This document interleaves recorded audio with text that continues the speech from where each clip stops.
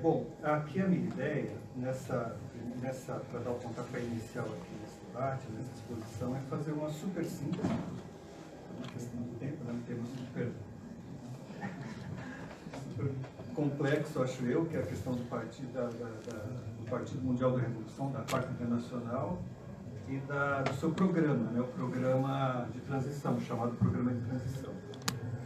Mas eu acho importante fazer esse retrospecto, uma síntese histórica, porque fica difícil entender realmente, né, o porquê da fundação da Quarta, o porquê de a gente, acho que todos aqui de alguma maneira reivindicam esse programa de transição, e ao mesmo tempo a gente olha para a realidade hoje, depois desses 80 anos, e vê que a crise, a chamada crise de direção, né, da humanidade, ela não se resolveu. E, na minha opinião, parece estar mais grave do que estava 80 anos atrás. É um desafio tremendo, né? O futuro da humanidade está em jogo. E se debruçar sobre a história e usar a nossa capacidade, nossa militância, etc., para dar uma resposta. Dar uma resposta não, mas apontar caminhos para uma resposta desse problema da crise de direção, que é um problema do futuro da humanidade, em última análise. Alguns chamam de crise de civilização, etc.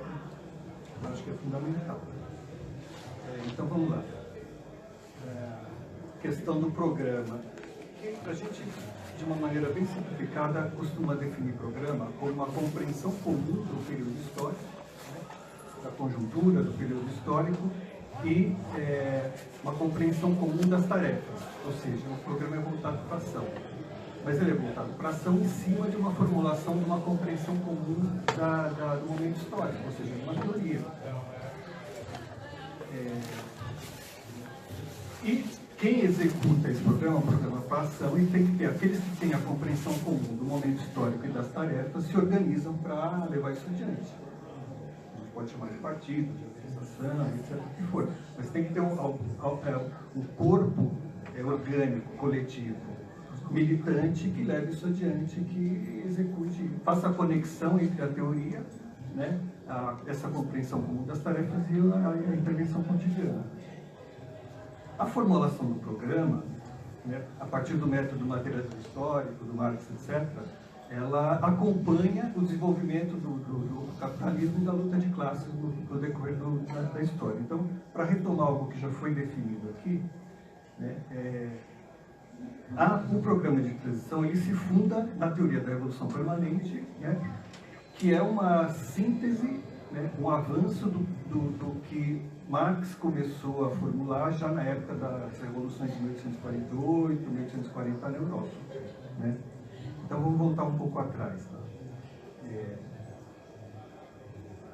A primeira classe revolucionária da história foi a burguesia. A primeira classe revolucionária que tinha um programa, que primeiro formulou o projeto, primeiro disputou a hegemonia e levou a uma mudança da superação do feudalismo, uma transformação do Estado, da forma de Estado, conceito de cidadania, conceito de Estado democrático, e chegou a essas transformações e chegou ao poder, né, a partir do processo revolucionário que tinha, a partir de revoluções democráticas que tinham um projeto que foi formulado pelos iluministas, etc. Ou seja, foi a primeira classe na história da humanidade que, antes de ser a classe dominante, pretendeu ser classe dominante e dirigiu revoluções na história. Essas revoluções foram chamadas de revoluções democráticas, e o Marx, a mais paradigmática foi a Revolução Francesa, que Marx estudou, e havia na Europa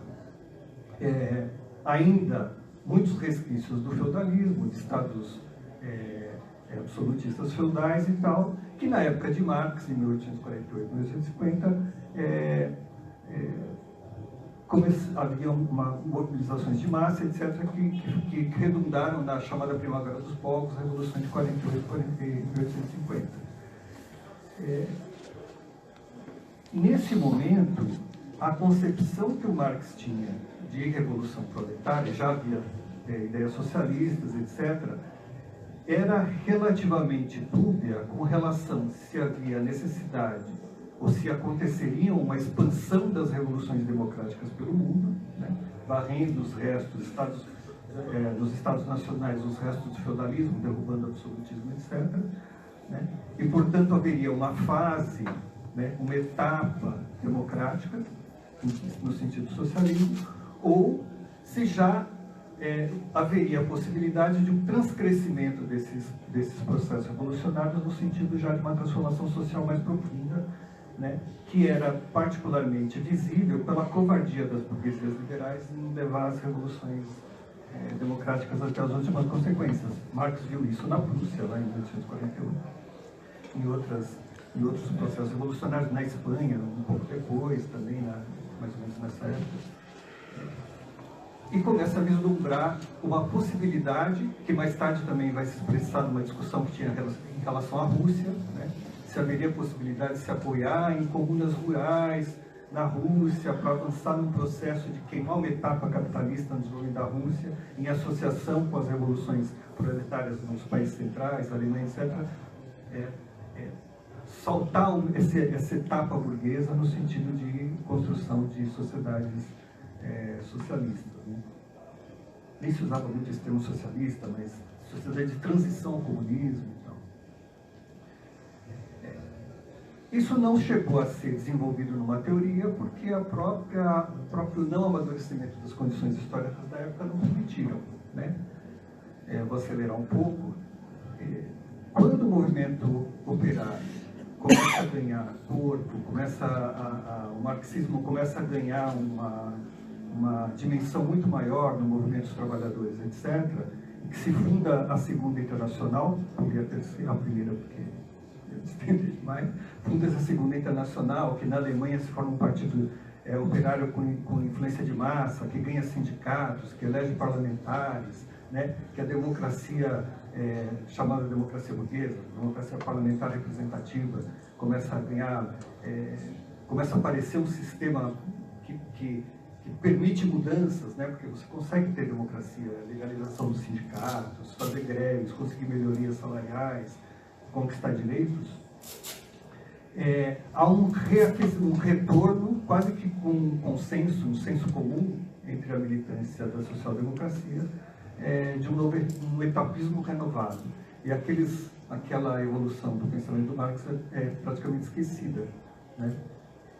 E só para citar três grandes, Rosa Luxemburgo, Trotsky e Lenin viviam nesse ambiente, né? Esse ambiente de retomada do etapismo. Mas, vamos dizer, viviam nesse ambiente, mas não estavam muito bem à vontade nesse quadro aí. Um grande questionamento dessa situação vai se dar no movimento operário alemão pela Rosa Luxemburgo. Primeiro, com a discussão de reforma ou revolução, né? Ela retoma o marxismo clássico, defendendo que não haveria transformação como o socialismo por meio de reformas, por meio de acúmulo de forças parlamentares, etc., que seria necessária a revolução, e mais tarde vai se desdobrar esse pensamento na fórmula para se fazer a revolução, ou no programa que vai ser sintetizado na greve geral de massa, né? A formulação que ela faz. Então ela faz a crítica da burocracia, a crítica do substituísmo da classe trabalhadora, ela às vezes mal interpretada como espontaneísta. Não é isso, ela está fazendo a crítica do substituísmo. A luta da classe operária, da classe trabalhadora, para a superação do capitalismo, tem que ser feita pela autoatividade da classe, né, como fundamento. E não pode ser substituída por representações parlamentares, nem tampouco por vanguardas votistas, né, ou qualquer tipo de substituição, né, do conjunto da classe trabalhadora na sua autoatividade, na sua autoexperiência de luta pela superação da sociedade de mercado, do Estado burguês, do próprio Estado democrático de direito, etc., na constituição do novo Estado, que seria a má compreendida ditadura do proletariado, que seria uma democracia no sentido superior, ou seja, a verdadeira democracia, a efetivação da democracia, que é a democracia socialista, onde, pela primeira vez na história, a maioria estaria controlando os rumos da sociedade. Essa formulação de Trotsky, não havia nenhuma divergência quanto a isso com relação ao pensamento de Trotsky e de Lenin, né? A não ser que a Rosa compreendeu, na minha opinião, um pouco mal o que o Lenin estava formulando com relação à teoria da formação de consciência de classe, que é a teoria do partido. Lenin parecia, na cabeça da Rosa, eu acho, que estaria buscando algum tipo de substituísmo, né? Algum tipo de vanguardismo quando ele formula que o Partido Revolucionário, isso lá desde 1903, não, faz uma fração delimitada com os mencheviques, né? Porque ele considerava que, embora ainda fosse na periferia, né? Não na Alemanha, nos países centrais, mas na periferia do capitalismo, particularmente na Rússia, ainda haveria uma etapa democrática na cabeça do Lenin, né? Uma etapa democrática formulada mas não em aliança com a burguesia. Olha, ele fica num campo meio intermediário. Não tem aliança com a burguesia liberal, porque ela é covarde, não vai fazer as reformas democráticas. Quem vai fazer é a classe trabalhadora, hegemonizando o campesinato, que era a maioria da população. Então, essa era na cabeça do... Mas, para fazer isso, tinha que ter uma vanguarda delimitada, ou seja, a política não se confundia com o social. Uma vanguarda delimitada que lutasse por essa hegemonia, coesionasse o proletariado e pudesse influenciar ideologicamente, politicamente, a maioria da população, que era o campesinato, e daí a revolução democrática, a etapa democrática da revolução poderia se constituir, a revelia da burguesia liberal, que não queria fazer isso, né? E criar as condições para uma revolução socialista com um ritmo não exatamente muito claro do que seria. Então, essa formulação do Lenin, e tinha a grande contribuição, então, nesse momento, para desenvolver do marxismo, na questão da delimitação do partido de vanguarda, que não era para substituir a classe trabalhadora, mas para ter uma separação clara, política e programática, das outras instâncias, das outras organizações da classe.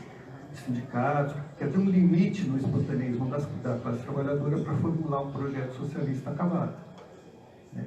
Ou pelo menos revolucionário, que nos momentos decisivos de crise teria que ter uma organização centralizada democraticamente, capaz de lançar um chamamento, como foi chamado em 1917, o Todo-Poderoso Soviets. Quer dizer, não era o partido que fazia a revolução, era os soviets, mas se não tivesse o partido para entender o momento certo e indicar o caminho, a revolução também tenderia a se esvair com o tempo.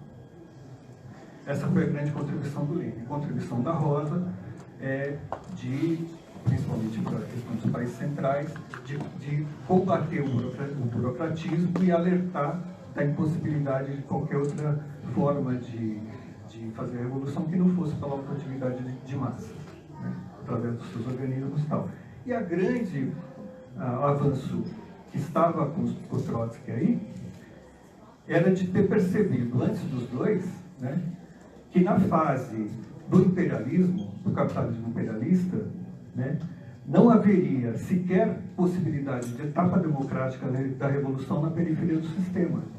Os três entendiam o que era imperialismo já na época, já estavam entendendo que o mundo tinha mudado, não era mais o capitalismo concorrencial, etc., e que o capital estava se espalhando pelo mundo, a partir dos países centrais.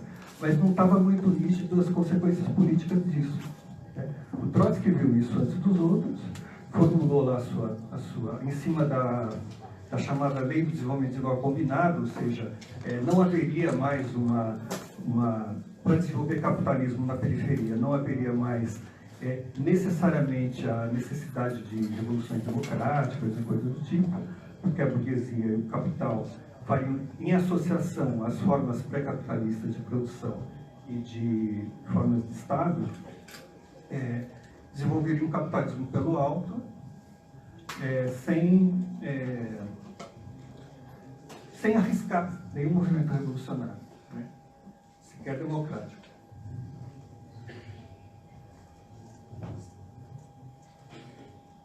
De novo, a Revolução de 1917 deu razão ao Trotsky.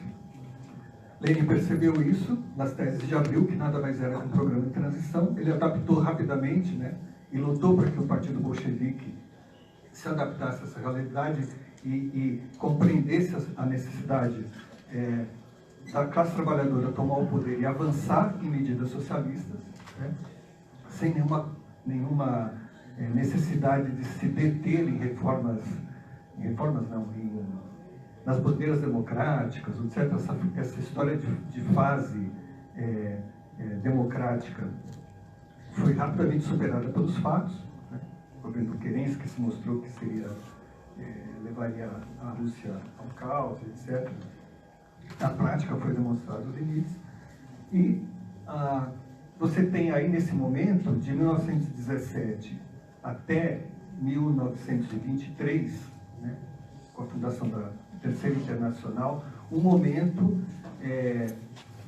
raro na história, né, que realmente a vanguarda revolucionária, as organizações grandes organizações, partidos chamados partidos comunistas, etc., classe operária, fizeram realmente uma fusão entre uma teoria, que é a teoria da revolução permanente, né, a teoria do imperialismo, a teoria da revolução permanente, a teoria da formação partidária, da formação de consciência de classe, e a teoria marxista que a revolução não tem formas, não tem atalhos, a não ser a própria auto-organização da classe. Tudo isso sintetizado, né, numa única expressão organizativa, que era a Terceira Internacional.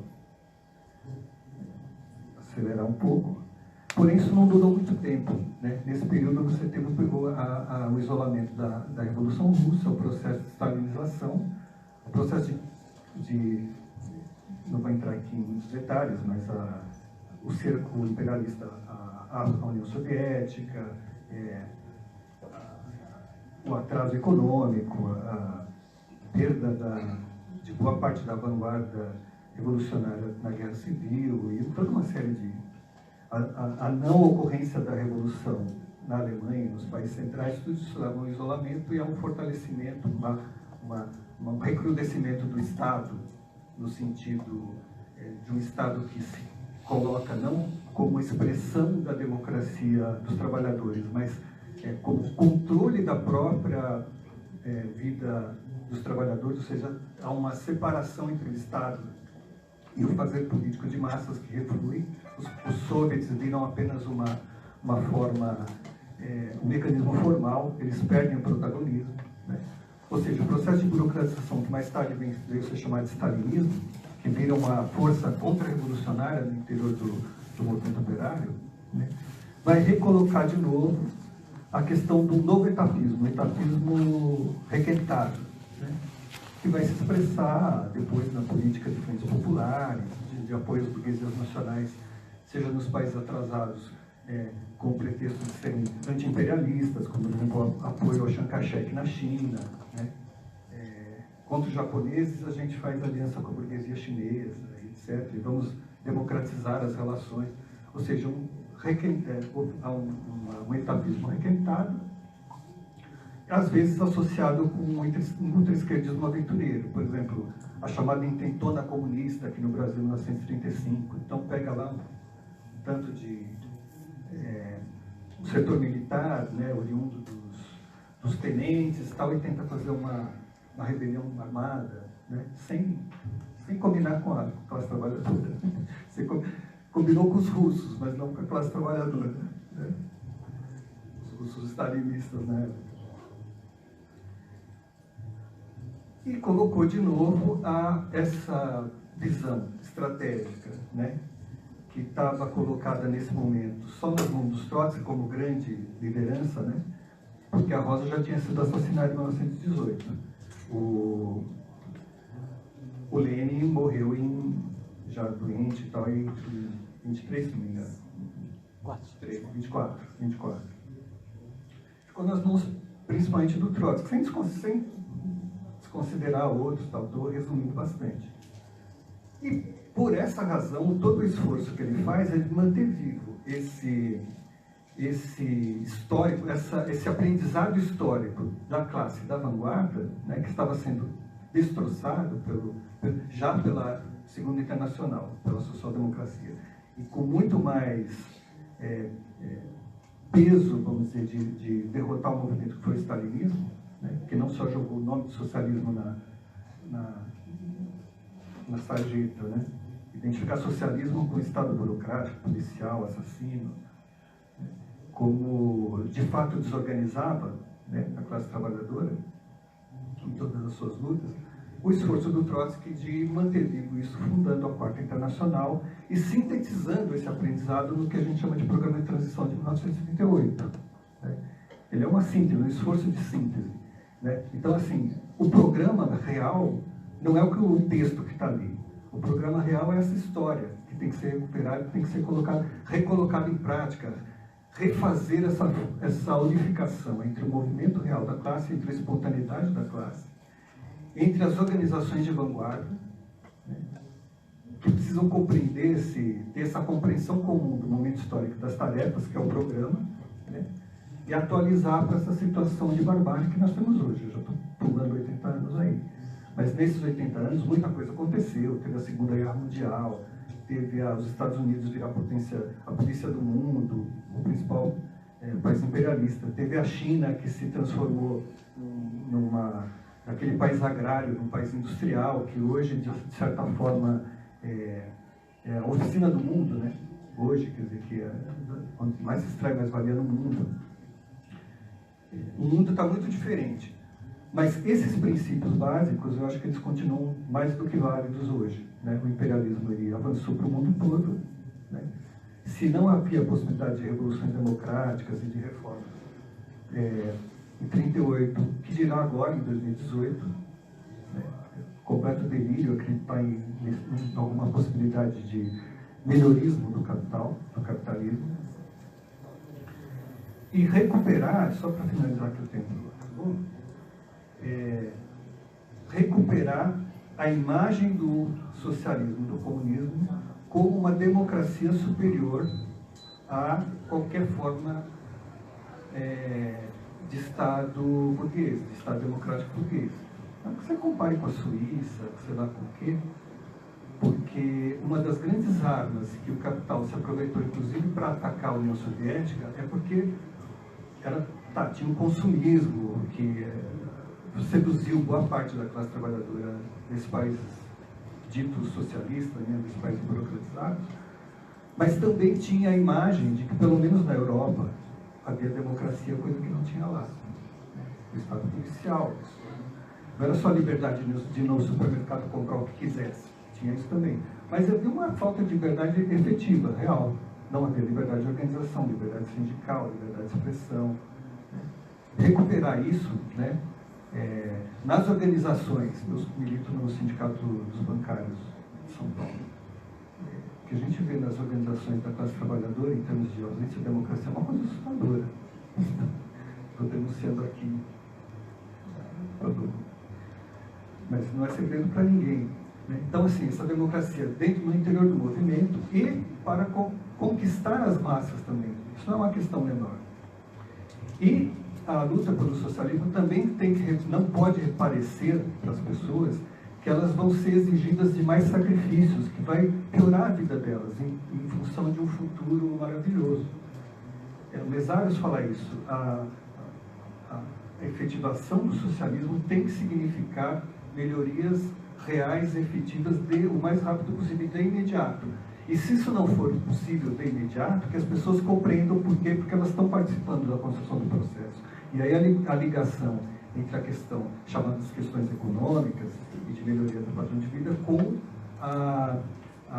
o autoaprendizado e o fazer político por parte da própria conjunto da classe, através dos seus organismos, do debate e etc. Ou seja, essa é a efetiva ditadura do proletariado, é o máximo de democracia como a humanidade nunca viu. É a democracia socialista. Recuperar isso é um dos pontos fundamentais da continuidade, vamos dizer assim, do espírito do programa de transição. É isso, fundamental. Obrigado.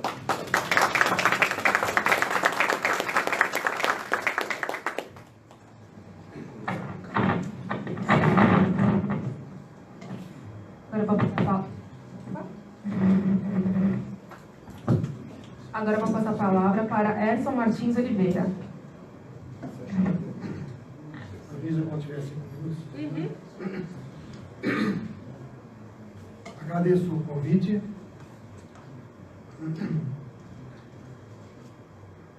Essa nossa participação desse ciclo de discussão sobre os 80 anos da Quarta Internacional, consideramos como parte de nossa campanha em defesa da reconstrução da Quarta Internacional, que é o Partido Mundial da Revolução Socialista.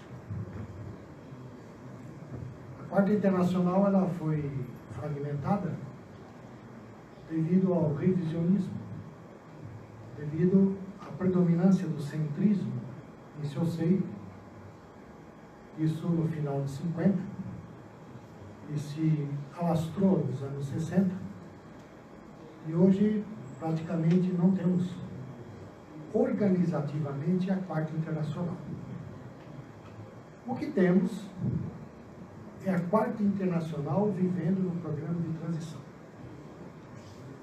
Essa é a questão histórica fundamental de qualquer discussão.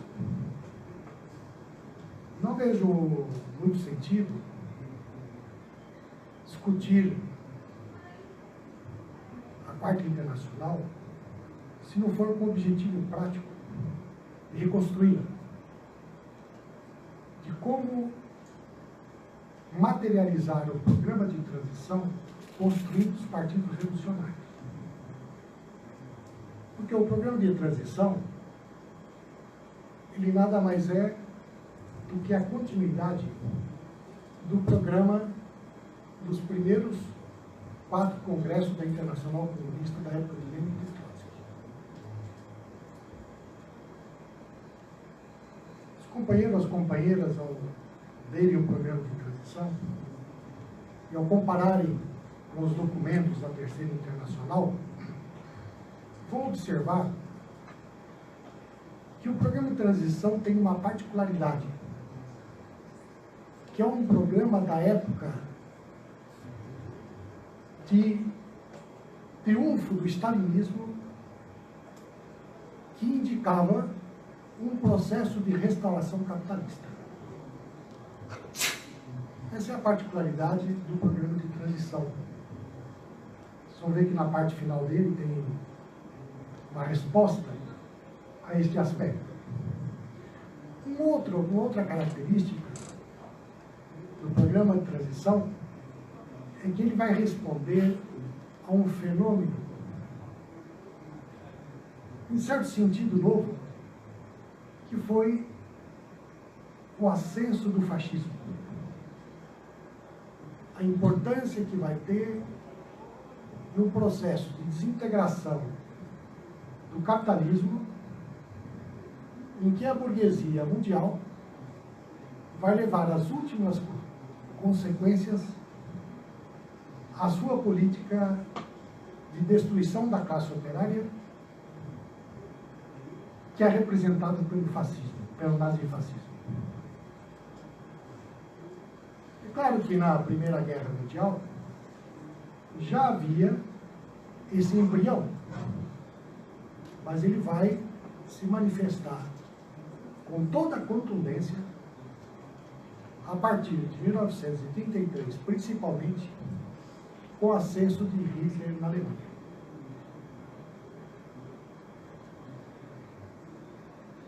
A Quarta Internacional se torna um imperativo, evidentemente, antes mesmo deste fato. No entanto, Trotsky não planejava construir uma Quarta Internacional, porque a raiz da Quarta Internacional ela está na oposição de esquerda russa. É lá que nós vamos encontrar, no momento em que Trotsky trava um combate de vida ou morte ao stalinismo a partir de 1923.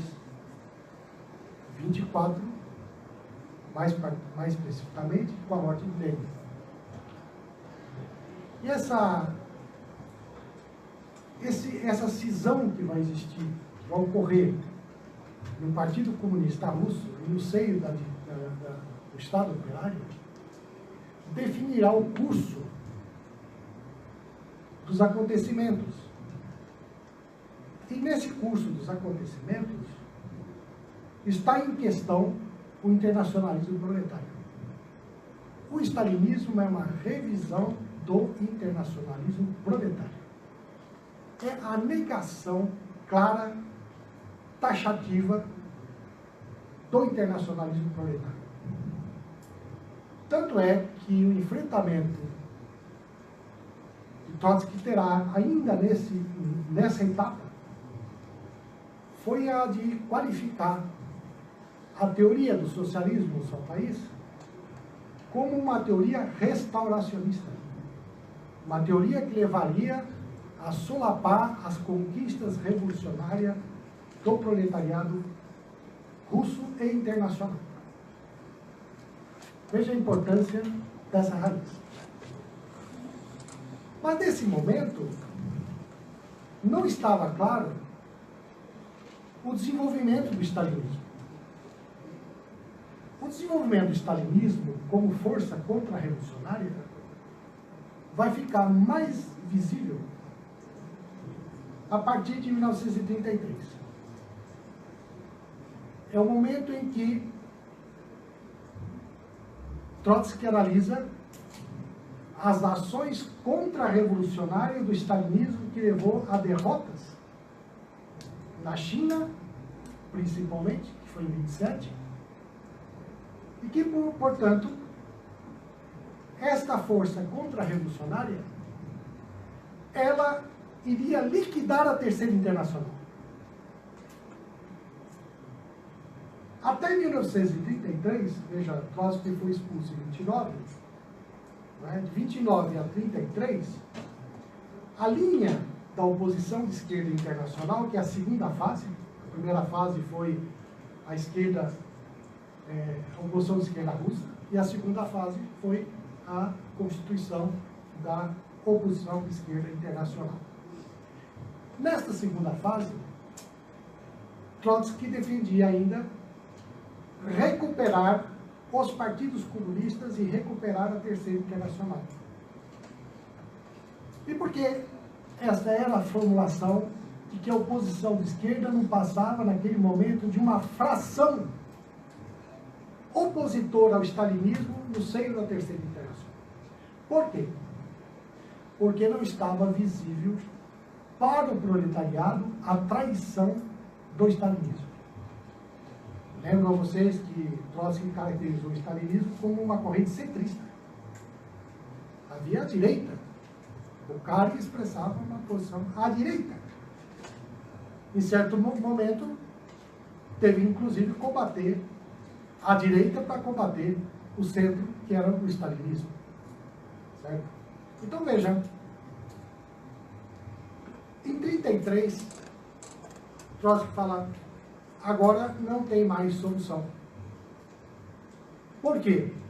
Porque a Terceira Internacional, ela primeiro sofreu uma revisão do seu programa. O 5º Congresso, 6º Congresso e o 7º Congresso, dirigido por Stalin, jogou na lata do lixo o programa dos 4 primeiros Congressos da Internacional Comunista. Veja, que a destruição da Terceira Internacional não foi inicialmente física. Foi o seu programa. Porque é assim que se começam os revisionismos e é assim que se destroem os partidos, fazendo as revisões. Às vezes são imperceptíveis e o processo vai caminhando até que as contradições levam a uma conclusão que o revisionismo se instala e leva à destruição de partidos. Vocês sabem que todo partido, por mais revolucionário que esteja, sempre vai ter uma fração revisionista. Foi assim a social-democracia russa e assim foi a luta de Lenin contra os mencheviques. Assim teve na Primeira Internacional, assim teve na Segunda Internacional, e assim teve na Terceira Internacional, inclusive na Quarta Internacional, que tinha tendências centristas que botavam obstáculo para pôr em pé, inclusive, a própria Quarta Internacional. Então, veja, é um fenômeno quase que, entre aspas, natural, a existência do revisionismo no seio das correntes revolucionárias do Partido Revolucionário. Veja bem, a Quarta Internacional foi, portanto, um imperativo histórico e não um plano pré-estabelecido por Trotsky para substituir a Terceira Internacional. Veja que o nosso tema hoje aqui é a fundação da Quarta e o programa de transição, não é isso? A Quarta Internacional se tornou esse imperativo quando Trotsky viu que a revisão que se deu na Terceira Internacional no quinto, o sexto e o sétimo congresso já tornou a Terceira Internacional uma organização contra-revolucionária. Esse fenômeno de degenerescência da Terceira Internacional não era um fenômeno novo. A Segunda Internacional também se degenerou em função do triunfo da fração revisionista, não é? Que começou com Bernstein e concluiu com Kautsky. O processo histórico da Segunda Internacional, não é? Evidenciou que uma internacional pode abrir falência. Mas também evidenciou que o movimento operário e a sua vanguarda revolucionária, que de fato assimilou o marxismo, e não os esquemas marxistas, mas assimilou o marxismo com as leis históricas, se lança a construir a nova internacional. A Terceira Internacional, que foi fundada em 1919, oficialmente, na verdade ela nasceu em 1916. Lenin lançou a bandeira, vamos construir a Terceira Internacional, não é? Em 1916, e por isso que ele vai dizer, a Terceira Internacional já existe, ainda que formalmente ela não tivesse sido fundada. A Quarta Internacional passa a existir, não formalmente, mas em 1933, quando Trotsky define claramente que o stalinismo havia destruído a Terceira Internacional e que se não se lançasse a tarefa de construir a Quarta Internacional, todos seriam capituladores. Todos seriam responsáveis por essa falência da Terceira Internacional. E é claro que Trotsky era um homem experiente, porque ele passou por toda essa crise da Segunda Internacional, passou por todas as crises da social-democracia, inclusive teve imposições equivocadas em relação a Lenin. Até podíamos discutir se a exposição do camarada sobre o etapismo e a diferença de Lenin foi exatamente assim. Me parece que não foi exatamente assim, né? Mas se observa que a Terceira Internacional, a Segunda Internacional, a sua falência se caracterizou por não responder à etapa superior do capitalismo, que é o imperialismo. Porque o fim da Primeira Internacional se deu numa vez que o marxismo e o anarquismo já não tinham muito o que fazer. Depois da Comuna de Paris, que houve a derrota da Comuna de Paris, Marx não viu possibilidade de continuar organizativamente a Primeira Internacional. Esse foi o fundamento de extinguir a Primeira Internacional. Mas o fundamento de extinguir a Segunda Internacional foi uma traição ao proletariado pela social-democracia. E a razão por extinguir a Terceira Internacional foi uma traição do stalinismo, à Revolução Russa e ao proletariado internacional. E veja que Trotsky foi assassinado em 1940. Em 1943, em junho de 1943, Stalin ordenou o fechamento, a dissolução da Terceira Internacional, fisicamente. Primeiro ele destruiu programaticamente, depois ele destruiu fisicamente, dizendo que era já uma organização ossificada, já não tinha razão. Quando, na realidade, essa destruição da física da Terceira Internacional foi consequência da aliança do stalinismo com o imperialismo. Primeiro, com Hitler, que Trotsky fez as análises corretas nos momentos certos. Desde 1933, Trotsky dizia, Hitler vai, o stalinista vai se encostar com Hitler, vai se acertar com Hitler.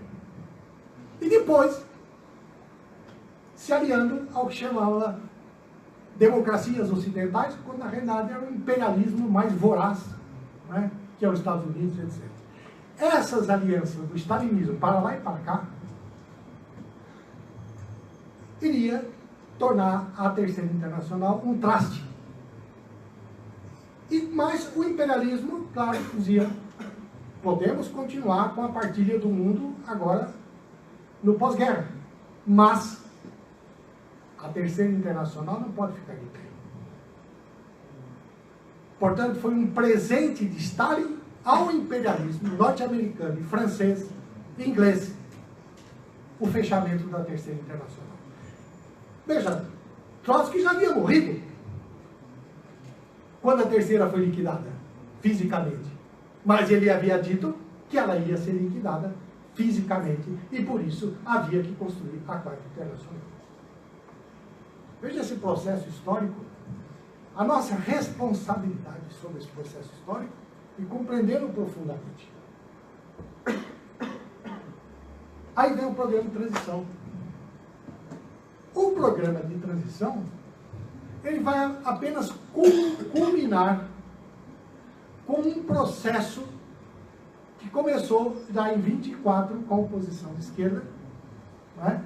E a ruptura que vai se dar no seio da Terceira Internacional, com a fração opositora trotskista, e o Congresso, que vai ocorrer em 1938, né? E no início, 2 de setembro, né?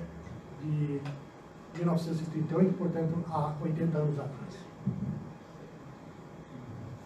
O programa de transição, como então eu havia dito no início da minha exposição, ele vai ter essa particularidade que é a de conservar, de um lado, o programa da Terceira Internacional dos primeiros 4 congressos, conservar, revitalizar, e de outro, responder aos novos problemas da luta de classes que se apresentava com a restauração capitalista, com a guerra mundial diante da Segunda Guerra Mundial e com a ascensão do fascismo. Esses eram os novos problemas, né, que eram respondidos tendo por base não uma nova teoria, mas a mesma teoria marxista, leninista, que se forjou no bolchevismo. E Trotsky vai se tornar um leninista de primeira grandeza. E para fazer justiça à história, Lenin é um grande revolucionário. Trotsky foi um coadjuvante. Mas no momento em que Lenin morre e o fenômeno da burocratização do Estado operário, que era um fenômeno novo, mas que Lenin havia já detectado, já havia mostrado os perigos da burocratização e os perigos de Stalin se tornar um ditador, em nome da democracia operária, em nome da revolução, etc., se constituía uma ditadura burocrática, se degenerava a ditadura do proletariado. Essa previsão era uma previsão que só seria possível diante de pequenas manifestações, pequenos germes da burocratização, quando Lenin ainda estava em vida. Mas ninguém poderia ter a clareza de que esse germe iria ganhar tal magnitude que iria degenerar a primeira revolução triunfante e vitoriosa do mundo, cujas consequências sabemos perfeitamente hoje, em relação à Revolução Chinesa, né? A própria burocratização da Revolução Chinesa. Sabemos as consequências da Revolução no Balcãs, na Iugoslávia. Sabemos das consequências do leste europeu, que foram consequências de formar as chamadas repúblicas populares, que nada mais eram do que eram burocracias, com interesses nacionais. E esses interesses nacionais, fatalmente, iriam por abaixo do internacionalismo proletário. Por isso, o programa de transição, ele tem uma validade histórica, não para fazer discussão, mas para compreender e trabalhar ferrenhamente para construir o Partido Revolucionário e a bandeira de pôr em pé o Partido Mundial da Revolução Socialista. E essa é a minha última palavra, se ainda tiver um tempinho.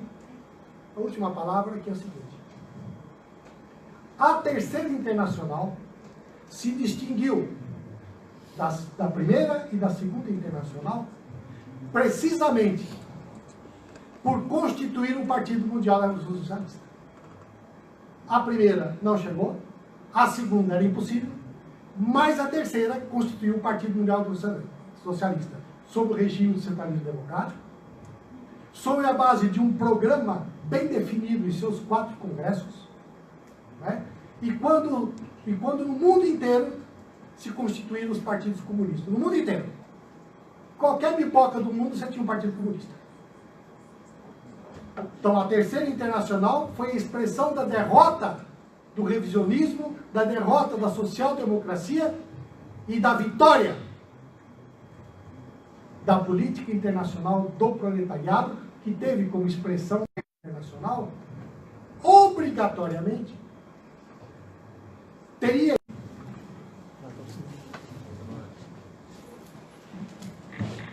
Boa noite a todas e todos. Daqui a pouco mais de 2 semanas, no início de setembro, a gente vai comemorar 80 anos da Quarta Internacional. E esse ano a gente comemora também 170 anos do Manifesto Comunista. E há um profundo da Revolução Socialista. E a genialidade dele é que ele foi escrito no momento em que o capitalismo ainda estava em ascenso e que o movimento operário dava seus primeiros passos independentes. O manifesto permanece válido até os dias de hoje.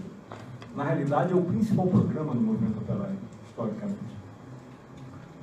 O programa de transição é o manifesto comunista da época imperialista. Ele sistematiza a experiência da gigantesca, fabulosa Revolução Russa, sistematizada nos 4 primeiros congressos da Terceira Internacional, e estabelece uma metodologia que é a famosa ponte entre as reivindicações salariais com a luta pelo poder, com a estratégia de luta pelo poder. E, em segundo lugar, estabelece um elemento fundamental para balizar essa prática revolucionária, que é a determinação, a caracterização geral, histórica, de que a crise da humanidade é a crise da direção revolucionária. E que é imprescindível a luta contra as direções reformistas, ou na frase de Lenin, sem destruir o reformismo, politicamente, não fisicamente, sem destruir o reformismo, não existe possibilidade de revolução.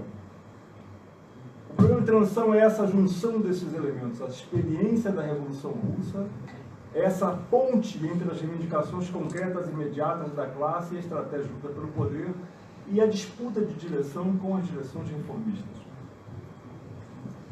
Isso tem uma enorme importância. E é importante localizar isso hoje, né? O que é o programa de transição hoje? Vejam bem, em primeiro lugar, o programa de transição hoje é acreditar na revolução, que é altamente impopular nos dias de hoje, não é isso? A maior parte da vanguarda, eu falo da vanguarda, não falo da massa, dos ativistas, acreditam que revolução, isso é coisa do passado. É melhor buscar uma alternativa via reformas no capital, melhorias em relação ao bem-estar social do Estado, salariais, reformas por meio de governos progressistas. Meus camaradas, isso é a ideologia mais reacionária que existe. Acreditar na possibilidade de mudança do capital por dentro do capitalismo, essa sim é uma ideologia completamente. É uma ideologia não só nefasta, como já demonstrou a sua ineficácia historicamente. Na realidade, o que a gente vê nos dias de hoje é a barbárie.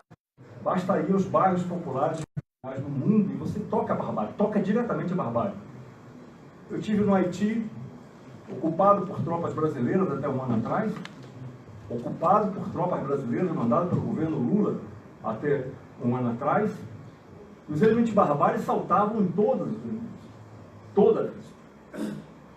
Me acompanhou um companheiro do movimento popular, acostumado à miséria, no cotidiano aqui. Ele entrou numa casa em Cité Soleil, uma maior favela do Haiti, e voltou lá dizendo: Edu, eu nunca vi isso. Eles enterravam os mortos no quintal. Não tinham dinheiro para levar os mortos para o cemitério. A maior parte da população haitiana não tem célula de identidade. E produz jeans para o mercado norte-americano, pelas multinacionais, bancado pelas tropas de ocupação. Isso é barbárie. A barbárie não é simplesmente... A barbárie é o capital com formas bárbaras. Já existem elementos barbários nos dias de hoje. Se você observa desde o ponto de vista da opressão, existe uma opressão contra os negros, uma opressão contra as mulheres, contra a LGBT, crescente no mundo. Existe uma força da mobilização, como se demonstrou agora com a grande mobilização contra o aborto, fantástica mobilização contra o aborto em 70 países do mundo, mas existe no cotidiano a violência bárbara contra as mulheres, contra os negros homossexuais crescendo no mundo. Nós vemos a natureza sendo destruída. Nós estamos perante ao crescimento da barbárie. A reforma do capital é uma ideologia reacionária e nefasta. O realismo é ser revolucionário. Então, o programa de transição, em primeiro lugar, aponta a revolução é necessária e possível. Aliás, tem uma frase do Trotsky muito bonita: toda revolução é impossível até que ela fique inevitável. Isso é a realidade nossa, cotidiana. Se você vê, explodem processos revolucionários, como explodiu agora a insurreição no Haiti, como explodiram as grandes mobilizações democráticas de 2011 no Oriente Médio, como está explodindo nesse momento grande parte da esquerda, 450 mortos no Nicarágua. Os processos de mobilização surgem, mas infelizmente, e essa é a tragédia do século XX e século XXI, ainda continuam sendo dirigidos por direções reformistas que levam inevitavelmente à derrota. Isso que tem ocorrido no mundo, na história do mundo hoje. O centro trotskista hoje, em primeiro lugar, acreditar nessas revoluções. Por quê? Porque é a realidade. Não é que nós estamos sonhando, acreditando numa ideologia do tipo Papai Noel. Não é isso, é a realidade hoje. Em segundo lugar, estar assentado nas mobilizações concretas dos trabalhadores. O revolucionário não é aquele que se isola recitando o programa. Não é aquele que constrói uma seita que se satisfaz mostrando o programa para todo mundo. Não. É o que disputa cotidiana a luta por salário, por emprego, a luta democrática, que está enraizado nas lutas cotidianas. Mas, ao mesmo tempo, combate os reformistas que querem manter as lutas no patamar mínimo. Não levar o questionamento ao governo, não levar o questionamento ao Estado, não levar o questionamento à dominação capitalista. Isso é a tarefa do revolucionário. Está nas lutas cotidianas e disputar a direção com a estratégia da revolução. E, evidentemente, nós não vamos fazer revolução amanhã. Nós queremos de cada luta um acúmulo a nível de consciência, um acúmulo a nível de organização com a estratégia do amanhã, com a estratégia da revolução. Em terceiro lugar, ser revolucionário e trotskista e defender o programa de transição é sim lutar contra o reformismo, contra as organizações reformistas, que são uma tragédia da humanidade no dia de hoje. Mas vejam só, o programa de transição, ao nosso modo de ver, se comprovou na história. Essa metodologia do programa de transição está presente nos dias de hoje. Para você formular uma tarefa, um programa, a compreensão do mundo das tarefas hoje implica nessa mínima democrática até a luta pelo poder. Mas é um fato da realidade que a Quarta Internacional está destruída. E essa contradição, as direções majoritárias do trotskismo capitularam abertamente as direções reformistas. Muitos dizem que o problema do trotskismo é que a vida é difícil, que a vida é dura mesmo. Não é fácil a luta política.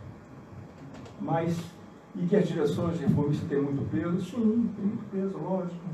Por exemplo, os mencheviques, socialistas revolucionários, tinham muito peso em fevereiro. Seguidamente a toda a direção do movimento de massas com popularidade.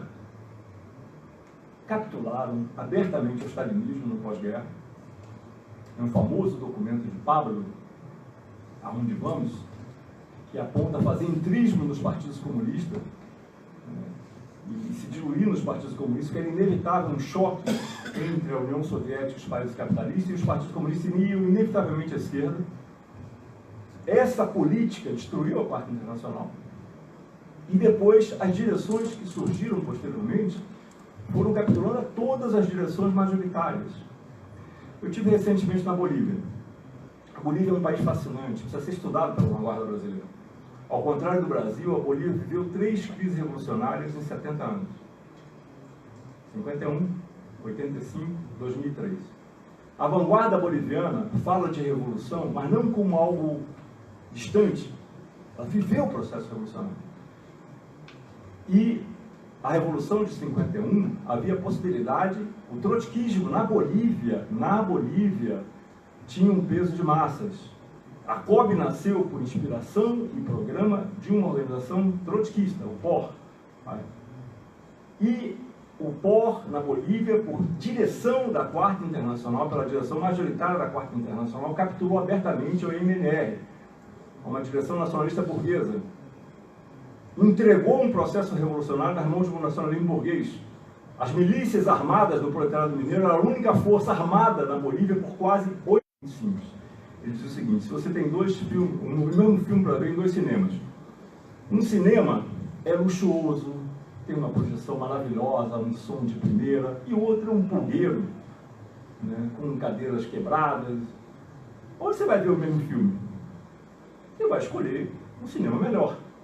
Se você se adapta à política do reformismo majoritário, inevitavelmente você leva as massas capturando o movimento reformista.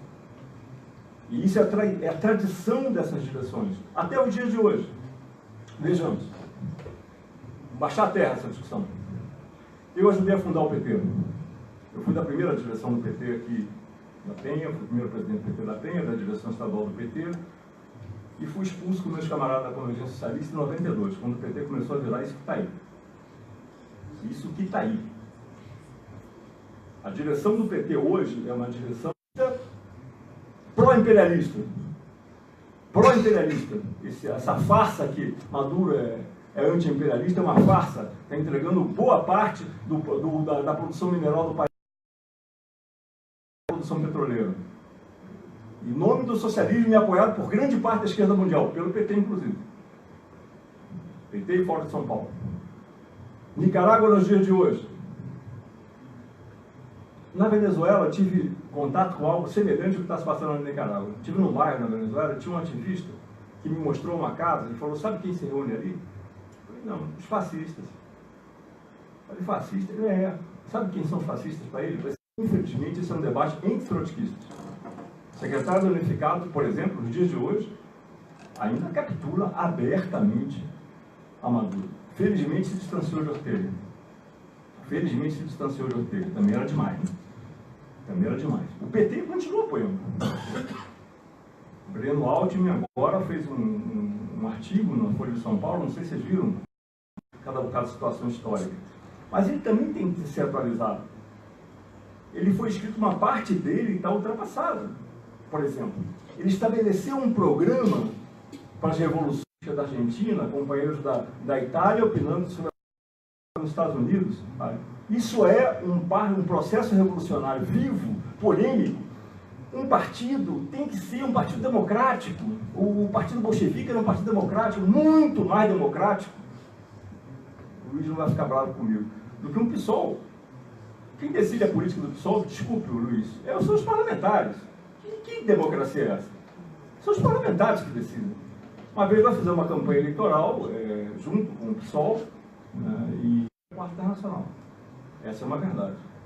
E para isso é necessário incorporar a metodologia do programa de transição, que inclui a discussão e os enfrentamentos cotidianos e com objetivo histórico, com a sua estratégia histórica e, ao mesmo tempo, a construção dos partidos revolucionários de uma internacional revolucionária.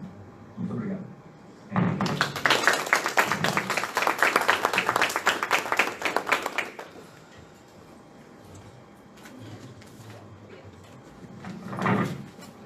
Agora a gente vai abrir um bloco de intervenções. Eu vou pedir para que vocês venham até aqui na frente para usar o microfone, porque a gente está fazendo uma transmissão, tá? E fica aberto aí o microfone.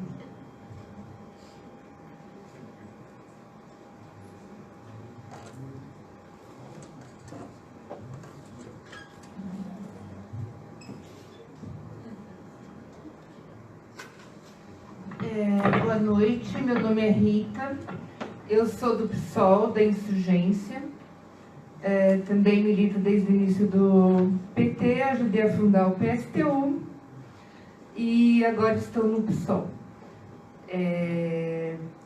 Eu quero saudar essa iniciativa, né, da gente estar discutindo um tema extremamente importante dentro dessa perspectiva, tá mais para barbárie, eu acho, do que qualquer coisa, mas em relação ao que ele está fazendo com os minérios, por exemplo, né? E estão se articulando com rachas daqueles que apoiavam Maduro ou antes, né?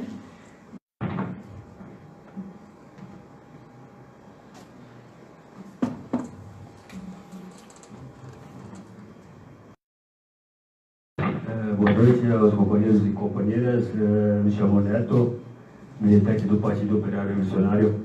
Na verdade, é uma pergunta, quero fazer uma referência ao que o companheiro Eduardo colocou sobre uma calúnia que nós escutamos quando coloca que o Partido Operário Revolucionário na Bolívia capitulou frente ao MNR. Isso é grave porque desconhece todos os seus materiais, colocam e reproduzem essa calúnia sem analisar a história do Partido Operário Revolucionário e a luta que deu Michel Moura. E se analisar hoje na Bolívia, o pablismo se dissolveu dentro do MNR, apoiou o MNR. E se dissolveu, não existe nada de pablismo hoje na Bolívia. O povo boliviano continua até hoje defendendo a independência política do proletariado. Eduardo Almeida, e aí cada convidado terá 10 minutos, tá? Para responder as perguntas e aí já vai fazer o fechamento, tá bom?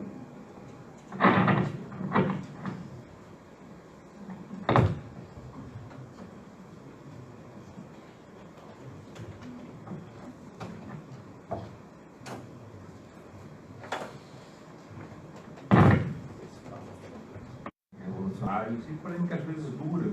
O problema é buscar entender o que se discute e precisar as posições de cada um. Não tenho nenhuma pretensão de esgotar temas aqui, menos ainda de convencer alguns companheiros para resolver os temas. Mas vamos lá ao debate que tem uma certa importância nesse momento. Primeiro, o problema da democracia burguesa. A democracia burguesa é parte fundamental da adaptação de correntes revolucionárias ao Estado burguês. O regime democrático burguês atrai os partidos de esquerda e levam eles a pouco deixarem de lado aquilo que eles defendiam no passado e se acomodar nos caminhos, dos corredores, dos parlamentos, como deputados, assessores de deputados, governadores e até presidentes. Isso tem uma importância enorme. Então, Hoje, por exemplo, existe uma adaptação da democracia burguesa muito pesada das organizações de esquerda, muito pesada. Inclusive das organizações revolucionárias, ou que foram revolucionárias, se adaptaram e deixaram de ser revolucionárias. Isso aconteceu também, não só falo de em geral, aconteceu com a nossa corrente. O Mais Argentino, por exemplo, se adaptou à democracia burguesa e por isso explodiu. Hoje existe, por parte do secretário unificado, a Ida vai ficar brava comigo agora também, por parte do secretário unificado, uma adaptação fortíssima. Por exemplo, em Portugal hoje, a democracia, o bloco de esquerda teve presente no Congresso do SU agora, é parte do governo. Do governo. O famoso governo da Geringonça inclui um partido que tem no seu germe, no seu nascedouro, uma agrupação trotskista. Estava presente no Congresso. Tá? E é parte da normalidade, segundo eles, estar presente no governo burguês. O que era um grande princípio da Quarta Internacional. A Quarta Internacional expulsou um partido de massa no Ceilão por isso, por participar no governo, lá no passado. E agora é parte da normalidade. Isso é essa adaptação da democracia burguesa. Agora, eu acho que os companheiros, ao falar, confundiu combater a democracia burguesa e não participar das eleições. Você pode não participar das eleições e ser adaptado. E pode participar das eleições, como Lenin recomendava, e combater a democracia burguesa. Aliás, os bolcheviques, o companheiro que falou o tema, participaram de eleições, a Duma. E a experiência dos bolcheviques participando da Duma é uma experiência para todos os revolucionários, inclusive o PPO. Participar das eleições no Brasil e chamar a rebelião, como faz o PSTU, que adaptação à democracia burguesa tem no caso? Vamos chamar a rebelião, a revolução. Você não viu a propaganda na televisão. Isso tem uma importância enorme. Estamos denunciando essas eleições, não vão resolver nada. Mas as massas vão votar. Aí você fica parado dizendo, não, as denúncias, e não participa do processo. E acha que isso é revolucionário. Não é revolucionário. Isso é capitular aos partidos majoritários que levam a consciência das massas por abatedora da democracia burguesa. Isso é completamente equivocado. Sobre o Por Lora, meu camarada, a história determina isso, fala isso. O Por chamou a esquerdizar o governo do MNR. Isso não tem nada a ver com a tradição trotskista. O governo burguês do MNR é parte da história do Por. O Por tinha a direção de milícias operárias armadas, as milícias mineiras. A Revolução Boliviana é fantástica, precisa ser estudada pela vanguarda brasileira. As milícias mineiras destruíram as forças armadas burguesas, e era a única força armada que existia no país naquele momento. E foram levados a esperar e apoiar o governo burguês. No momento em que o Por Lora tinha um peso enorme no movimento mineiro. Mineiro. Combateu. E por que o resultado foi igual, foi o oposto da Revolução Russa? Quando tinha um peso superior, muito superior ao conjunto da esquerda hoje, dirigia uma parte. Por exemplo, o programa de Pulacaso, que é conhecido, foi formado, foi feito com inspiração, inclusive, do Por Lora, com um peso enorme no movimento. Eu me digo a tradição antiga do Por Lora. O que ele fez em 51 é desastroso, diretamente desastroso. É uma pena que os companheiros achem ainda por cima que é calúnia, quer dizer, calúnia de toda a esquerda, calúnia de toda a história, todos os historiadores falam o mesmo, todo mundo está caluniando o Por Lora. É interessante. A realidade existe, isso aqui é um microfone, não é um elefante. Parte do debate dizer isso aqui é um microfone, não é um elefante, senão a gente não se entende. Bom, em relação ao SU e a Nicarágua e a Venezuela, perdoe, desculpa, você tem razão, não estão apoiando o Maduro hoje. Apoiaram o chavismo lá atrás. Apoiaram o chavismo lá atrás. Isso é gravíssimo. Mas hoje não estão apoiando Maduro. Felizmente não estão apoiando Maduro. Não é a posição do PT. O PT apoia Maduro. O Fórum de São Paulo apoia Maduro e apoia Ortega, o que é uma vergonha para o conjunto da esquerda. Sobre o conjunto do debate, eu acho muito importante, inclusive os debates, polêmicas, mas acho muito importante buscar a essência do que cada um defende. Buscar a essência do que cada um propõe. Se buscar o programa revolucionário é formular seitas que se afastam do movimento, que deixam de disputar a direção, isso não tem nada a ver com a Quarta Internacional. Acho que tem uma parte do programa da Quarta Internacional que fala contra as seitas, diretamente contra as seitas. Então a disputa da direção cotidiana, nas greves, nas mobilizações, nos sindicatos e também nas eleições, faz parte da tradição revolucionária marxista. Como fazer isso? Você pode intervir numa greve para servir a burocracia. Pode intervir numa eleição para servir a democracia burguesa ou a Lula. Ou a Lula. Ou você pode defender um programa revolucionário. Esse é o nosso objetivo, essa é a nossa proposta, essa é a estratégia que a gente defende. O programa revolucionário metido diretamente nas lutas políticas, democráticas do movimento operário no dia a dia.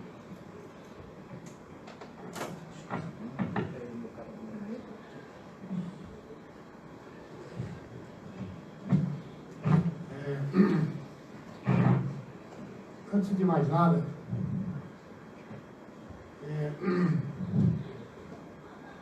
quero anunciar a publicação deste livro, cuja bandeira é pôr em pé o Partido Mundial da Revolução Socialista, reconstruir a Quarta Internacional. Essa é a bandeira do POR. E trabalhamos com afinco em torno dessa bandeira. As correntes, as mais diversas do trotskismo em geral, abandonaram essa tarefa. Às vezes em palavras se fala, mas o trabalho pela reconstrução da Quarta Internacional não se tem. Há um tempo atrás se chegava a se falar, vamos construir uma Internacional dos Trabalhadores. Já não era mais a Quarta Internacional. Ou então se falava, vamos refundar a Quarta Internacional. Essas bandeiras foram moedas fáceis. Hoje sequer se fala disso. Nem mais se fala em refundar e muito menos ainda em Internacional dos Trabalhadores. Que evidentemente é uma bandeira revisionista. Internacional dos Trabalhadores é juntar os lugares, tentar reconstituir os centristas, os reformistas, todos, inclusive stalinistas. Então, essa é uma questão central da luta pela superação da crise de direção. Aqui se falou crise de direção. Se vai superar a crise de direção lutando pelo internacionalismo proletário, portanto, pôr em pé o Partido Mundial da Revolução Socialista. É claro que isso implica um combate às correntes todas que desintegraram a Quarta Internacional. Você sabe que o povo boliviano nunca se integrou organicamente à Quarta Internacional, mas Moreno sim. Moreno fez parte do SU. Esteve junto na organização que fazia a revisão do trotskismo. Isso é importante tomar nota da história. Não é por acaso que a corrente morenista, que é uma das correntes que levou, que fez parte dessa desintegração, ela é desintegrada em muitas parcelas. O companheiro acabou de citar aqui mais. A cisão liderada pelo Valério, uma cisão oportunista dentro do quadro do morenismo. Eu debati muito com o Valério, eu sei bem. Na Argentina, se você pegar as cisões que existem lá, o PTS, por exemplo, que hoje aqui chamava LERQI, viraram MRT, porque tiraram da sua bandeira a Quarta Internacional, viraram o MRT para poder entrar no PSOL. E hoje estão lá lançando candidatura pelo PSOL. E o PCO tirou do seu jornal o símbolo da Quarta. E hoje está atrás do PT, inclusive lançando candidatura pelo PT. Bom, sobre os estilhaços do SU, então nem se fala. O PSOL é um guarda-chuva. É um guarda-chuva de correntes que sempre digo do trotskismo, nenhuma se entende.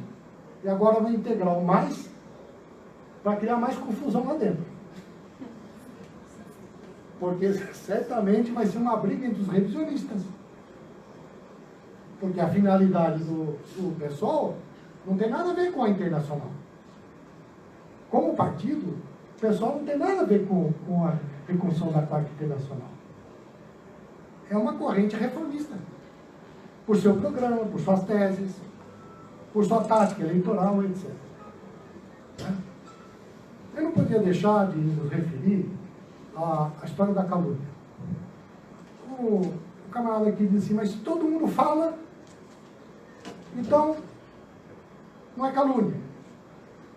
Gente, o que o stalinismo fez de calúnia contra o Trotsky, todo mundo falava, desde a social-democracia ao imperialismo, todo mundo fazia calúnia contra o Trotsky.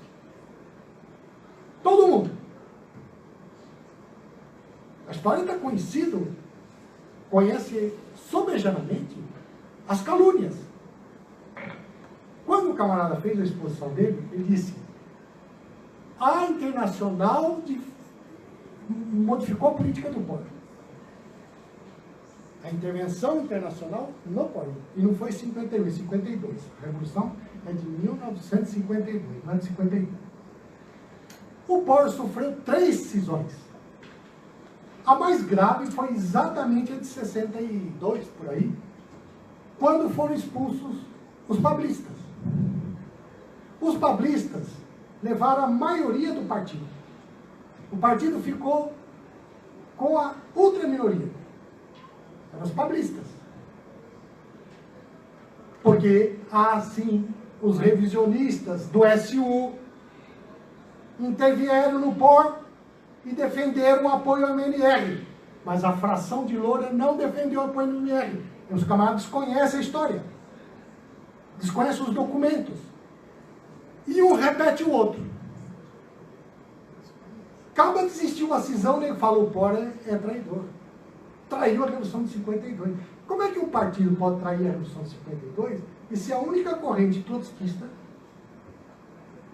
na Bolívia que está em pé? Porque os camaradas foram lá na Bolívia e quiseram fundar um Partido dos Trabalhadores. Sabe quem juntou lá? PSO, PSTU, LER, pessoal do PTS, todos queriam fundar um Partido dos Trabalhadores na Bolívia. Baseado em quê? Na burocracia sindical da COB. Olha, isso era uma luta para liquidar o POR. É uma luta que liquidaria o trotskismo na Bolívia. Onde que está a bandeira do Partido dos Trabalhadores da Bolívia? Todo mundo recolheu. Quem lia os jornais aqui no Brasil ficava impressionado. Como é que as correntes se uniram do PTS ao PCO, defendendo formar um Partido dos Trabalhadores para combater o trotskismo na Bolívia. Baseado em quê? Na experiência do PT do Brasil, que já estava falido. E o POR interveio dentro, ele sabe que o POR também foi expulso. Ele sabe que o Manuel Boni foi expulso por ocupar terra, fazer ocupação da Vila Socialista. Ele sabe, na época o Romildo estava lá, que fazia parte, que esteve preso junto com o Boni. Então veja,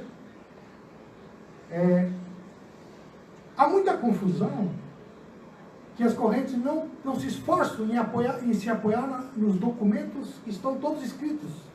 As obras completas do Guilherme Loura têm 62 volumes de 500 páginas cada um. Cada um, 500 páginas, 60 volumes. Está ali exposto a vida desse partido, está exposta a vida desse partido para cada um analisar, fazer a crítica baseada nos documentos, nas exposições. Nunca ninguém fez. Bastou um argentino, que eu esqueci o nome agora, Libório Justo. Libório Justo, que se tornou um capitulador, um anti-trotskista, que criticou o POR, que disse que o POR capitulou em 52. Depois de Libório Justo, todo mundo repetiu, que nem a Bíblia. Mas ninguém fez um estudo concreto da política. Por que é importante essa discussão, que eu mesmo não entrei nela? Vocês viram que eu não entrei nessa discussão. Eu entrei na questão de princípios, do programa, do trabalho de fundação da Quarta Internacional. Eu entrei nessa discussão. Por que esse estava indo para esses desvios? Porque aqui no Brasil, os partidos de esquerda não têm programa. O PSTU não tem programa. tem lista de reivindicação, tem documentos conjunturais, programa não tem. Tanto é que a cisão do Valério não expressou uma cisão programática. E nós falamos que a cisão, está escrito no nosso no jornal Massas, escrevemos vários artigos mostrando que era uma cisão à direita. Era uma cisão, inclusive, liquidacionista do PSTU. Nós falamos isso. Porque era a penetração nas suas fileiras, né, justamente das posições do revisionismo, as posições as posições da política colaboracionista do país. Então, companheiros, nós teríamos que ter um debate à parte sobre as eleições. Isso mereceria um debate. É difícil agora eu fazer uma resposta neste espaço curto sobre essa questão, não é? Já sempre ouço, vocês são sectários, que fazia parte, que não aplica para a organização, não é verdade. O POR tem uma tese de que sem o Partido Revolucionário não tem como intervir em forma independente nas eleições. Isso não é negar intervir nas eleições. E quando o PSTU fez uma frente em torno da Luiza Helena, que defendia o aborto, todo mundo sabia, que era contra o aborto, o POR disse, essa frente de esquerda é uma frente de esquerda oportunista. Foi dito e feito. Essa frente de esquerda foi oportunista. O POR se propôs em participar da frente de esquerda. E defendeu abertamente que convocasse plenários para discutir o programa. Não, eles fizeram acordo de cúpula. As frentes de cúpula para fazer as frentes de esquerda. Então, veja, é um outro erro achar que o POR não é contra a intervenção, que o POR é anarquista ou sectário, etc, etc. Essas eleições são as eleições mais antidemocráticas que estão ocorrendo desde quando terminou a ditadura militar. Ela é antidemocrática, ele é fruto de um golpe de Estado que os camaradas não reconhecem. Ela é antidemocrática porque prendeu o Lula num processo fraudulento. Como não reconhecer que foi um processo fraudulento? Dizer que é um processo fraudulento significa que nós estamos abordando a corrupção do Lula? Absolutamente. Lula é um corrupto. O POR fala isso. E o POR diz, mas não é o fato, não é pela corrupção que ele está sendo preso. Ele está sendo preso porque ele continua ainda tendo expressão eleitoral. Se ele não tivesse expressão eleitoral, eles podiam fazer um acordo de não prender um presidente da República. Então, essa é a posição de análise do POR. Nós temos uma análise da situação e dizemos, essa eleição, existe uma grande abstenção, existe uma tendência ao voto nulo, porque as massas, aprendendo com as experiências das outras eleições, inclusive com a capitulação do PT, elas estão aprendendo que essas eleições se dão dentro de uma democracia oligárquica e que absolutamente ela não tem como influenciar nada. Nada. Absolutamente nada. Venham.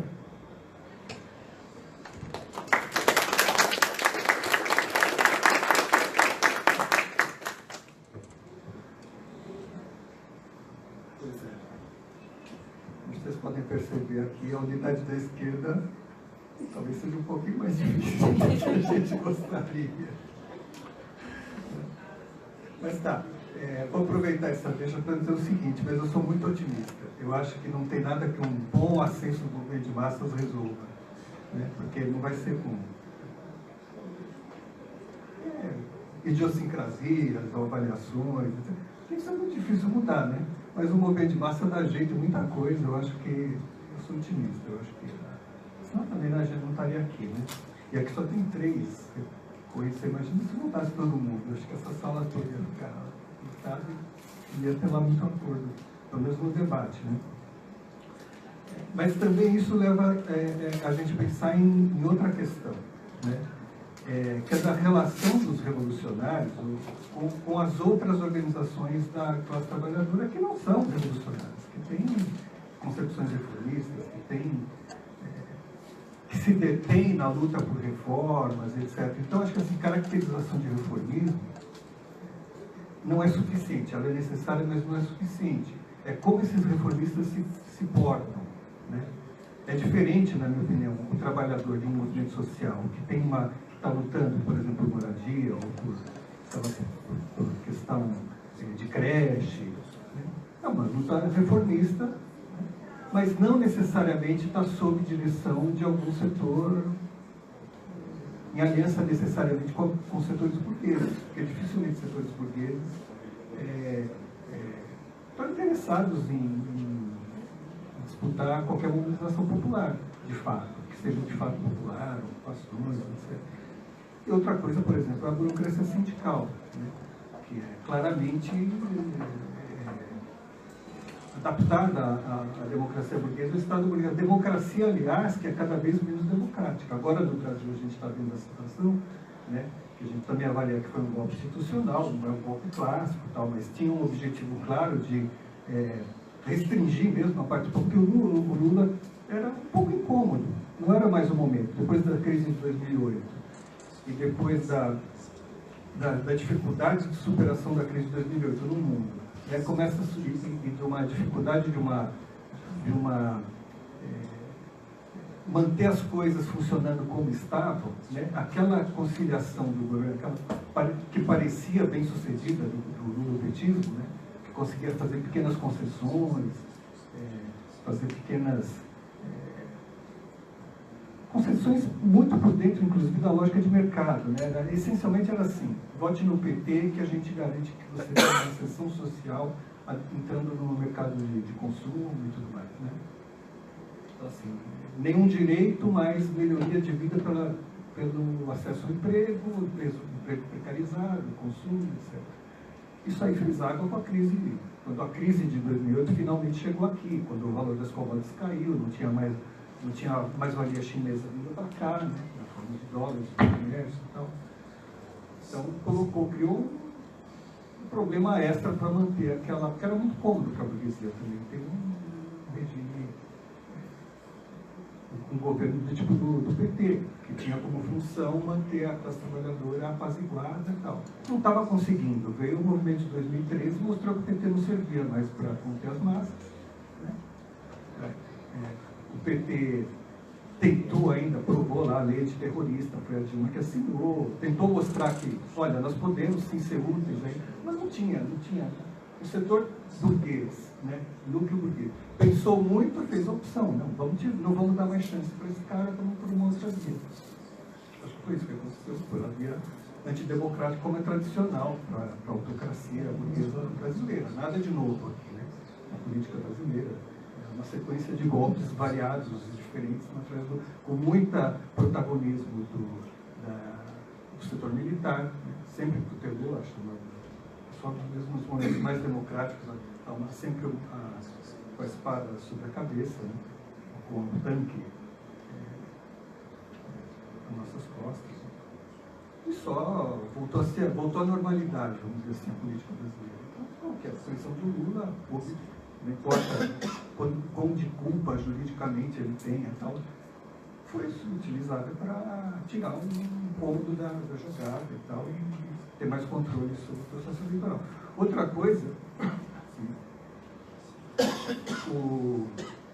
entrando um pouco, né, nas duas questões que foram levantadas aqui. Pessoal, eu não vou ficar bravo com ele, porque a gente sabe que o Partido Bolchevique era muito mais democrático do que o pessoal, porque a gente milita lá dentro.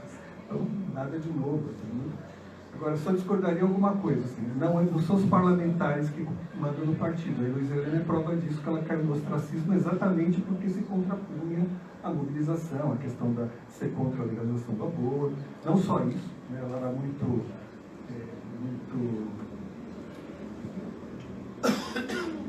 autoritária, muito caudilesca. Isso é exatamente isso. E caiu no ostracismo.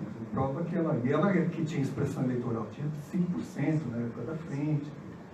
Acho que foi correto fazer aquilo, que era o auge do petismo, tinha que colocar ali alguma contraposição, né, que falasse em socialismo, nem que não explicasse muito bem o que era aquilo. Então, o pessoal, na nossa opinião, e aí mais umas diferenças táticas, ele é para ser guarda-chuva mesmo. A gente acha que é bom que tem guarda-chuva, outros acham que não. Tá? O debate vai continuar. Para nós é bom que tenha esse guarda-chuva, foi bom até agora. Outra coisa é a participação eleitoral. Também, não é a participação da esquerda que leva ilusões às eleições.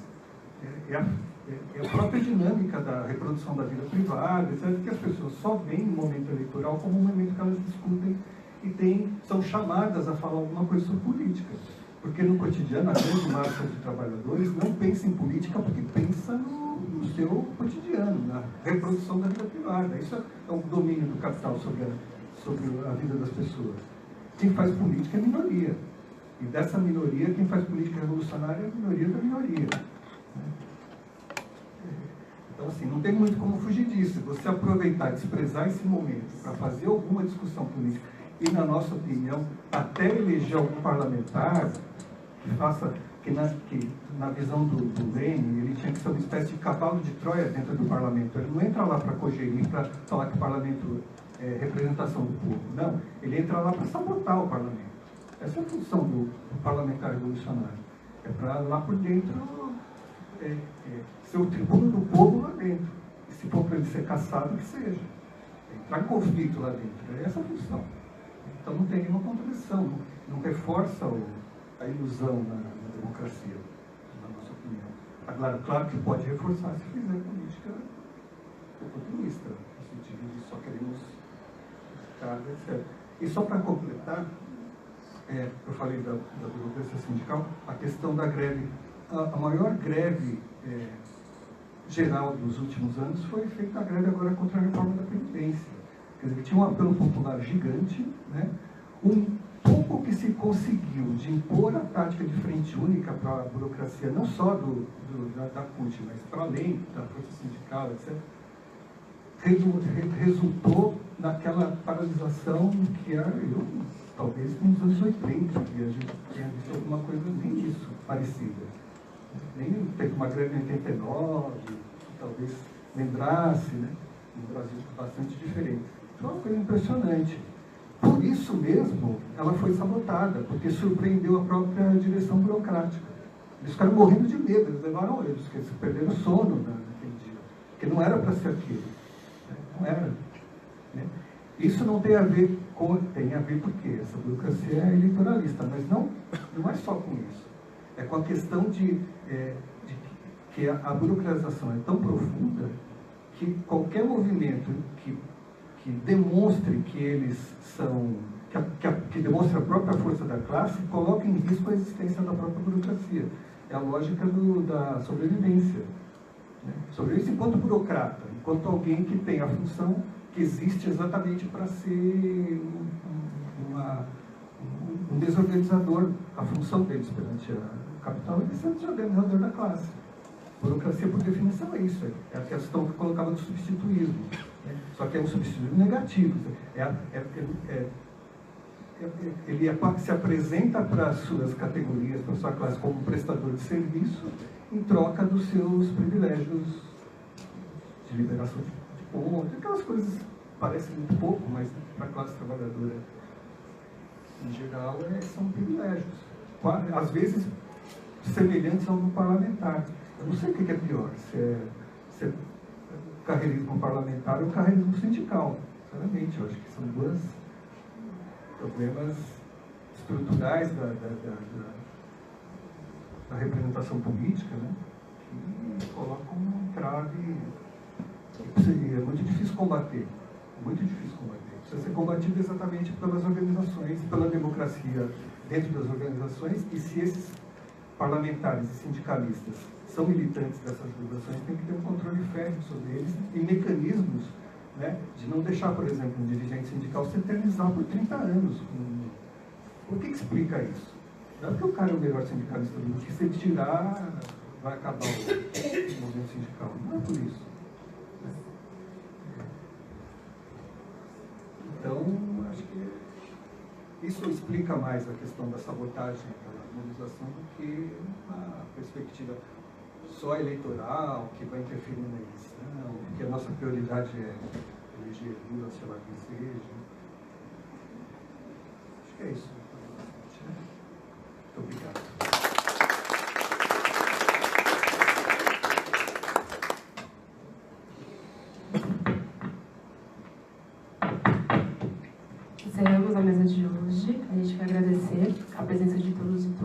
reforçar... Entendi?